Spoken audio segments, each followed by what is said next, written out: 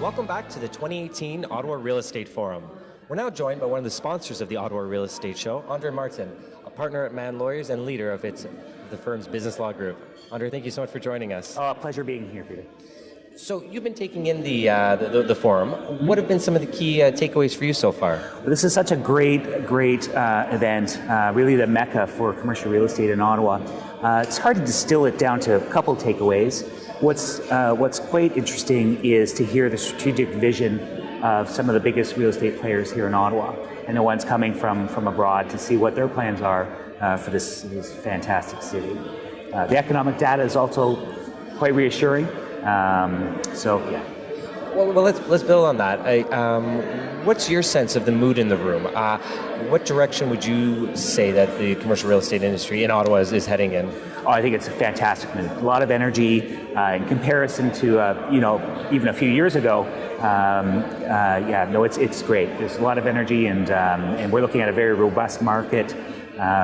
Tenancy, vacancy rates are going down. Things are settled a little more with the government. So yeah, it's all things are looking great. And of course, real estate is one of Mann Lawyers' specialty areas. I'm wondering, what are some of the issues that you're helping your clients with increasingly these days? Well, from my perspective, I bring a lot of value more on the strategic side of things for my clients. So areas of the city to develop in, types of markets that may be available to them, partners here with other developers and investors in the city. Those are kind of my three big areas that I look at. And are there any sort of current trends that you're seeing pop up increasingly at your office? So, speaking maybe of retail, we're seeing a lot of downsizing in terms of actual size of space, a little more of a move towards online retailing with having the look and feel in a brick and mortar setting. So that's certainly a trend. A lot of restaurants, the healthy eating, it's become much more important, especially to the millennials. So those are some of the trends we're seeing now.